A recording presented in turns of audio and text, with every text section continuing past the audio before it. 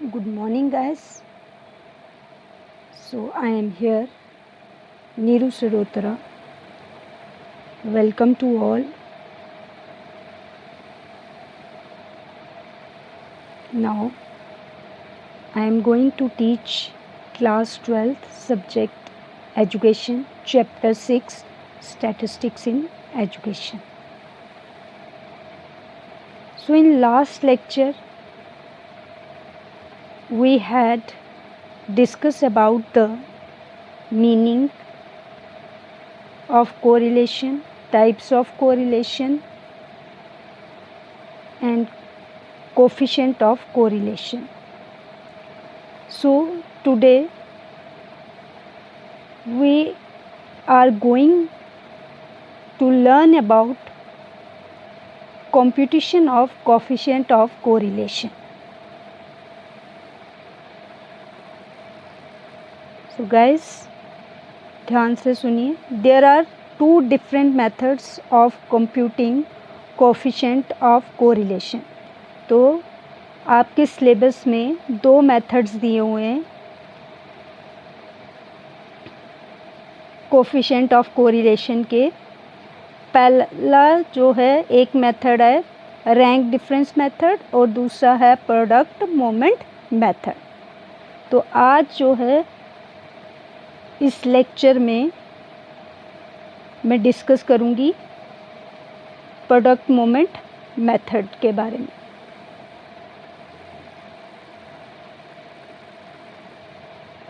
Product moment method, most widely used measure of correlation, is the Pearson's product moment correlation coefficient. ये correlation method बहुत जगह और बहुत ही widely use होता है और ये method जो है इसको Pearson's product moment correlation भी कहा जाता है.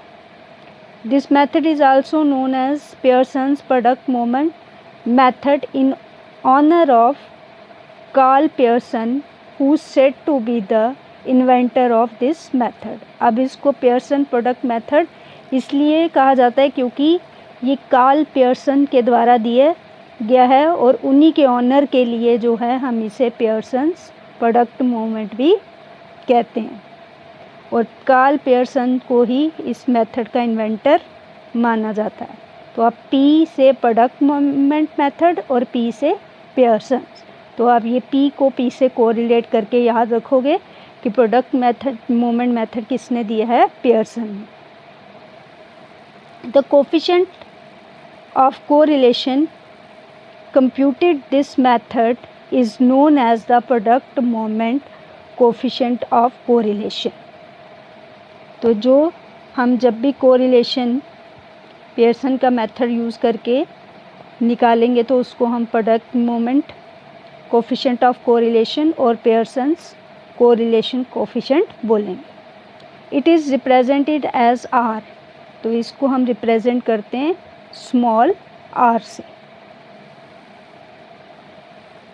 अब ध्यान दीजिए, ये स्टैंडर्ड फार्मूला जो हम यूज़ करेंगे computation of Pearson's product moment correlation coefficient में वो फार्मूला है. अब आर मैंने आपको बोला कि कोरिलेशन प्रोडक्ट मोमेंट मेथड में जब हम कोरिलेशन निकालेंगे उसको हम डिनोट करते हैं स्मॉल आर से. नेक्स्ट आ गया N. N means number of scores. Sigma means sum और sum of the product of X और वाई. दो वेरिएबल दिए होंगे, एक वेरिएबल एक्स और एक वाई. उन दोनों के प्रोडक्ट का जो सम है उसको हम डिनोट करेंगे sigma X Y minus sigma X multiply by sigma Y. अब सिग्मा मीन्स सम, जो एक्स के एक वेरिएबल जिसको हम डोनेट कर रहे हैं एक्स से उसका समीशन उसको ऐड करेंगे उसका सम और सिग्मा वाई यानी कि दूसरे वेरिएबल को जब हम सम करेंगे तो उसका सम. और ये आ गया अंडर रूट. फॉर्मूला थोड़ा सा बड़ा है लेकिन इजी है. नेक्स्ट आ गया n सिग्मा x स्क्वायर। तो जो पहला वेरिएबल है x, उसका स्क्वायर करोगे और उसका जो सम लेंगे और उसको मल्टीप्लाई करना है किसके साथ, नंबर ऑफ स्कोर्स के साथ, minus sigma x whole square. जो सिग्मा x की वैल्यू है, सिग्मा x की, उसको होल स्क्वायर करना है। तो आपने यहाँ पर याद रखना है, पहले आप स्क्वायर वाली लोगे, फिर सिंपल x की वेरिएबल की जो वैल्यू है उसको होल स्क्वायर करोगे, फिर दो वेरिएबल हैं तो दूसरी तरफ y आ जाएगा n सिग्मा y स्क्वायर। तो जो y स्क्वायर की वैल्यू है उसका सम, और माइनस सिग्मा y, जो सिग्मा y की वैल्यूज़ हैं उनका होल स्क्वायर। तो ये फॉर्मूला थोड़ा सा बड़ा है लेकिन इजी है। जैसे ही आप अभी आगे चार्ट देखोगे, जहाँ पर क्वेश्चन दिया हुआ है, ये जो मैंने पीछे सारी टर्म्स डिस्कस की, नंबर ऑफ़ पेयर्स या number of scores of data, और sigma means summation of the items indicated, और sigma X the sum of all X squares, sigma X square each X square should be squared and then those squares summed. तो जो भी square निकालेंगे और फिर उसको सम करेंगे, ठीक है। फिर सिग्मा एक्स होल स्क्वायर, जितनी भी एक्स की वैल्यूज़ हैं जिसको आपने सम किया है, ऐड किया है, उसका होल स्क्वायर। वैसे ही y सिग्मा y यानी कि दूसरा variable sum of all y squares, उसको सम करना, sigma y square each y score should be squared and then दो स्कोर्स सम्ड। पहले उसको स्क्वायर करेंगे फिर उसको ऐड कर लेंगे, और सिग्मा y का होल स्क्वायर, y की जो सम की हुई वैल्यूज़ हैं उनको हम टोटल स्क्वायर करेंगे। तो अब आप यहाँ पर देखो, आपके पास एक correlation, calculate the correlation of the following data. तो यहाँ पर आपको दिए हैं, सब्जेक्ट दिया है स्कोर्स इन टेस्ट 1 और स्कोर इन टेस्ट 2। तो ABCDE करके सब्जेक्ट, और यहाँ पर पहले टेस्ट 1 हुआ तो उसमें कितना स्कोर आया, फिर टेस्ट 2 आया लिया, उसमें कितना स्कोर हुआ। तो यहाँ पर हमें टेस्ट 1 और टेस्ट 2 में देखना है इन दोनों वेरिएबल्स की कोरिलेशन, इनमें क्या रिलेशन है उसको स्टडी करना है, और किससे, प्रोडक्ट मोमेंट मेथड से। तो अब यहाँ पर हम क्या करेंगे, ये सारी वैल्यूज़ दी हुई हैं, ठीक है। तो अब जो उसकी कंपटीशन का जो चार्ट है वो हम तैयार करेंगे। उसमें जो मैंने बोला था, एक वेरिएबल को x मानेंगे, एक को y। तो यहाँ पर हमने टेस्ट 1 को x मान लिया और टेस्ट 2 को y, इन दोनों की वैल्यूज़ दी हैं। उसके बाद आपने याद रखना है x को y के साथ मल्टीप्लाई करोगे। सिंपल है, कोई इतना मुश्किल नहीं है, बस थोड़ा सा वो याद रखोगे तो आराम से निकल जाएगा। तो x को y से मल्टीप्लाई करोगे, ठीक है, वहाँ से सिग्मा एक्स वाई निकाल लोगे। फिर सिग्मा की जो वैल्यू है उसको, सिग्मा की नहीं, x की जो वैल्यू है उसका स्क्वायर करोगे, यानी कि जो x की वैल्यू है उनको जो है 5 को 5 से मल्टीप्लाई करोगे, स्क्वायर हो जाएगा। 3 को 3 से, 2 को 2 से, 8 को 8 से, 6 को 6 से। सेम उसी तरह y का स्क्वायर निकालना है। तो y की जितनी भी वैल्यूज़ हैं उन सबको आपस में सेल्फ मल्टीप्लाई कर दो, तो वो वाई स्क्वायर की वैल्यू निकल जाएंगी। फिर हम सिग्मा एक्स वाई निकालेंगे, फिर सिग्मा एक्स स्क्वायर निकालेंगे, फिर हम सिग्मा वाई स्क्वायर निकालेंगे। अब अगला चार्ट में हम सारी जो हमारे पास वैल्यूज़ आ रही हैं वो वैल्यूज़ ले लेते हैं। अब देखो, x को y के साथ मल्टीप्लाई किया, 5 को 12 से करेंगे 60 आ जाएगा, 3 को 15 से करेंगे 45 आ जाएगा, 2 को 11 से करेंगे 22 आ जाएगा, 8 को 10 से करेंगे 80 आ जाएगा, 6 को 18 से करेंगे 108 आ जाएगा। अब हमें फॉर्मूला में सिग्मा एक्स भी चाहिए, सिग्मा वाई भी चाहिए और सिग्मा एक्स वाई भी चाहिए, जो अपॉन के ऊपर वाली वैल्यू है। तो ये पहले ये 3 चाहिए, बस इसी को दिमाग में रखो कि हमें सिग्मा एक्स वाई भी चाहिए, सिग्मा एक्स भी चाहिए और सिग्मा वाई भी चाहिए। ऊपर इसी से फॉर्मूला डेवलप हो जाना है। अब सिग्मा एक्स को सम किया तो 24 आ गया, सिग्मा वाई को सम किया तो 66 आ गया, सिग्मा एक्स वाई को सम अप किया तो कितना आ गया, 315। अब नीचे का फॉर्मूला डेवलप करने के लिए हमें क्या चाहिए, एक्स स्क्वायर भी चाहिए, वाई स्क्वायर भी चाहिए, एक्स की वैल्यू भी चाहिए, वाई की वैल्यू भी चाहिए। तो यहाँ पर हम सबसे पहले एक्स स्क्वायर निकालेंगे, और मैंने वो कहा था एक्स की वैल्यू जितनी भी हैं दी हुई उनको सेल्फ मल्टीप्लाई करेंगे। 5 को 5 से किया 25 आ गया, 3 को 3 से किया 9 आ गया, 2 को 2 से किया 4 आ गया, 8 को 8 से किया 64 आ गया, 6 को 6 से किया 36 आ गया। सेम वाई वाली वैल्यू को 12 से 12 को मल्टीप्लाई करोगे 144 आ गया, 15 को 15 के साथ मल्टीप्लाई 225 आ गया, 11 को 11 से करो 121 आ गया, 10 को 10 से करो 100 आ गया, 18 को 18 के साथ करोगे तो क्या आ जाएगा 324। और फिर इन सब को ऐड कर देना, तो वहाँ से आपको जिस चीज़ को ऐड करोगे और वो सिग्मा एक्स वाई को ऐड करोगे, सिग्मा एक्स वाई की वैल्यू मिल जाएगी, एक्स स्क्वायर को ऐड करोगे, सिग्मा एक्स स्क्वायर की वैल्यू मिल जाएगी, वाई स्क्वायर को ऐड करोगे, सिग्मा वाई स्क्वायर की वैल्यू मिल जाएगी। एक तरह से जितनी भी फॉर्मूला में हमें वैल्यूज़ चाहिए वो सब वैल्यूज़ हमने जो है फाइंड आउट करनी है। अब नेक्स्ट हम ये सारी वैल्यूज़ जो हैं इसको सब्स्टिट्यूट करेंगे in the given formula of correlation of product method by Pearson. अब यहाँ पर देख लो आर एन सिग्मा, मैंने पहले बोला था कि आपको ऊपर जो है बिना स्क्वायर के वैल्यूज़ चाहिए, तो sigma X into Y multiply sigma X sigma Y. तो सिग्मा एक्स वाई की वैल्यू हमारे पास कितनी आई हुई है 315, सिग्मा एक्स की 24 और सिग्मा वाई की 66। तो ये सारी वैल्यूज़ हम ऊपर पुट कर देते हैं। एन हमारे पास स्कोर का जो नंबर है वो कितना है 1 2 3 4 5। तो यहाँ पहले एन आ गया 5, सिग्मा एक्स वाई की वैल्यू जो है मल्टीप्लाई करके एक्स और वाई को सम अप करके वो हमारे पास आ जाती है 315।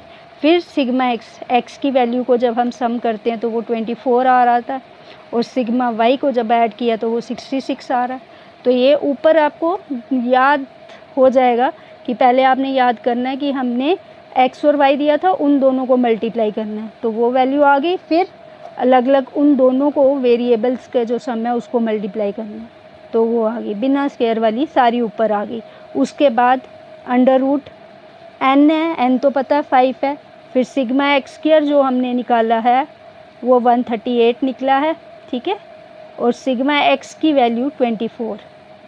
तो यहाँ आगे 138 माइनस एक्स स्क्वायर, तो एक्स स्क्वायर की जो वैल्यू है उसको 24 के साथ होल स्क्वायर करेंगे। तो यहाँ भी याद रखो पहले स्क्वायर की लेनी है, फिर स्क्वायर के बगैर लेके उसको होल स्क्वायर करना है, तो ये याद रखने में भी इजी हो जाएगा आपको।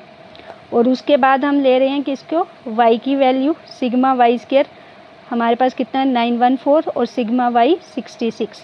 तो ये आ गया 5, एन की वैल्यू 5 आ गई, सिग्मा वाई स्क्वायर की वैल्यू 914 आ गई, और y के होल स्क्वायर यानी कि y सिग्मा y की वैल्यू कितनी थी 66, उसको होल स्क्वायर कर दिया।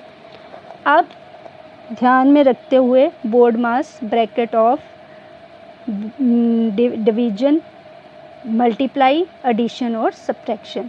तो सबसे पहले हम देखेंगे हमें ब्रैकेट ऑफ करनी है, तो यहाँ हम 5 को मल्टीप्लाई कर देंगे 315 से, आ गया 1575। फिर 24 को 66 से मल्टीप्लाई किया, हमारे पास आ गया 1584, ठीक है। अब नीचे भी ब्रैकेट ऑफ करनी है, तो 5 को 138 के साथ मल्टीप्लाई किया 690 आ गया, 24 का होल स्क्वायर किया तो वो आ गया 576। उसी तरह 5 को 914 के साथ मल्टीप्लाई किया, आ गया 4570, और 66 को मल्टीप्लाई किया वो आ गया 4356। अब जो 1575 है उसमें से 1584 निकाला तो वो आ रहा है 75, लेकिन वैल्यू हमारे पास माइनस की बड़ी है इसलिए साइन माइनस का आ जाएगा। अब नीचे जो अंडर रूट करके वैल्यूज़ हैं 690 में से 576 निकाला 114 आ गया, 4570 में से 4356 निकाला 214 आ गया।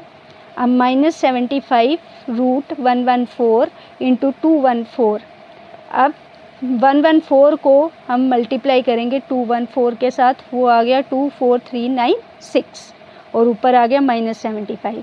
यहाँ वैल्यू आ गई -75, इसका रूट निकाल लिया 24396 का with the help of calculator find out कर लीजिएगा, और ये वैल्यू हमारे पास आ गई 156.2।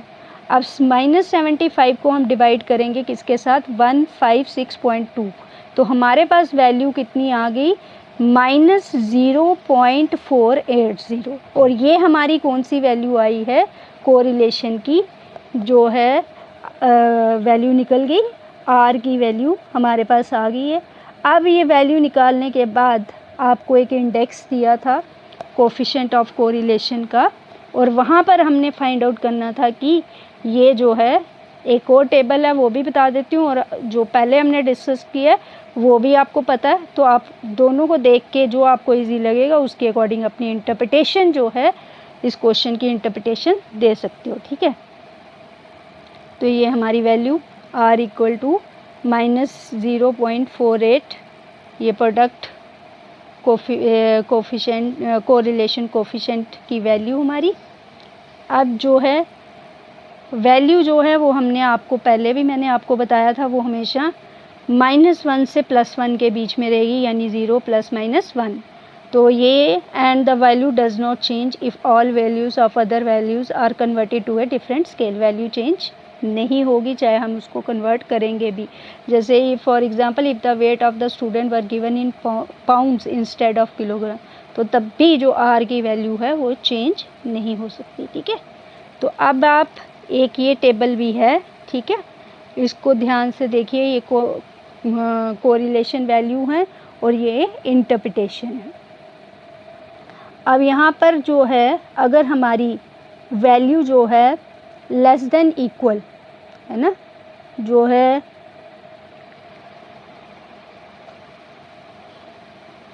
हाँ लेस देन इक्वल टू 0.50 होगी तो वो वेरी लो। अगर 0.51 टू 0.79 है तो वो लो, और अगर 0.80 टू 0.89 है तो वो मॉडरेट, और अगर वो ग्रेटर देन है 0.90 तो वो हाई गुड। लेकिन हमारी वैल्यू माइनस में है आई, और वो भी -0.48, तो यानी कि वो लेस देन इक्वल टू हो गई 0.50, तो ये वेरी लो। सो इससे यही फाइंड आउट हुआ कि जो भी कोरिलेशन है या relationship between the two test is very low, ठीक है। तो वो जो इंटरप्रिटेशन की जो रिलेशनशिप है, एक तो नेगेटिव है, ठीक है, उनमें वेरिएबल्स में, और तो और वेरी लो, और क्या है, लो है। और जो उस टाइम पे मैंने आपको एक दी थी, उसमें मैंने बताया था कि अगर 1 आएगा, पॉजिटिव 1 आएगा तो वो पॉजिटिव परफेक्ट होगा रिलेशनशिप, और अगर जो है 0 समथिंग वैल्यू आएगी तो वो पॉजिटिव कोरिलेटेड होगी, और अगर -1 आएगा तो वो नेगेटिव परफेक्ट होगा, और अगर हम उससे नीचे आएंगी वैल्यूज़ -1 से नीचे 0.92, 0.48, -0.48, -0.50, तो वो जो हैं वो नेगेटिवली कोरिलेटेड होंगी, ठीक है। तो यहाँ पर जो रिलेशन है टू सब्जेक्ट्स में, वो जो है वो क्या है, नेगेटिवली कोरिलेटेड। तो अब ये जितना भी है इसको आराम से देख के स्टेप बाय स्टेप आप निकाल लोगे तो आ जाएगा, और वो सारे स्टेप्स फॉलो करके ये एक होम असाइनमेंट का क्वेश्चन है जो है compute coefficient of correlation by product method between the two sets of scores are given below. यहाँ पर भी x दिया और y दिया है, 2 वेरिएबल्स दिए हैं। आपने इनमें देखना है कि ये 2 वेरिएबल्स कोरिलेटेड हैं, पॉजिटिव कोरिलेटेड हैं या नेगेटिव कोरिलेटेड हैं, ठीक है। इनमें कितनी कोरिलेशन है वो जो है वो आप फाइंड आउट करोगे with the help of product movement method. और ये याद रखना है, P से प्रोडक्ट और P से पियर्सन। प्रोडक्ट मूवमेंट मेथड किसने दिया है, पियर्सन ने, ठीक है। और वो पियर्सन्स का जो मेथड है कोरिलेशन का, वो लगा के आपने ये क्वेश्चन सॉल्व करना है। आ गया बच्चों समझ? So this was all about the calculation और computation of the coefficient of correlation of product moment method by Pearson's. ठीक है, तो इसको अच्छी तरह से स्टेप बाय स्टेप आप निकालोगे तो आराम से आ जाएगा, बहुत इजी है। एक बार फिर हम रिकॉल करते हैं, हमें x और y की वैल्यू दी है। सबसे पहले हमने x का सम करना है, फिर हमने y का सम करना है, फिर हमने x और y को क्या कर देना है, मल्टीप्लाई, फिर हमने x और y का सम कर देना है, सिग्मा x y निकाल देना है, फिर हमने x को स्क्वायर करना है, फिर हमने y को स्क्वायर करना है, और फिर हम जो भी वैल्यूज़ आएंगी x स्क्वायर की उसको कैलकुलेट कर देंगे और सिग्मा x स्क्वायर निकाल देंगे, और फिर जो y की वैल्यू आएंगी उसको सिग्मा y स्क्वायर कर देंगे। कोई मुश्किल नहीं है, फॉर्मूला भी इजी है कि पहले अपॉन के ऊपर विदाउट जो है रूट आप सारी विदाउट स्क्वायर वाली वैल्यूज़ आ जाएंगी और नीचे रूट के साथ स्क्वायर वैल्यूज़ आएगी। और आई होप आपको अच्छी तरह समझ आया होगा, और अच्छी तरह से समझ के तो फिर ये वाला जो क्वेश्चन है इसको आप खुद सॉल्व करिएगा तो ये आ जाएगा। Thank you guys, thank you very much.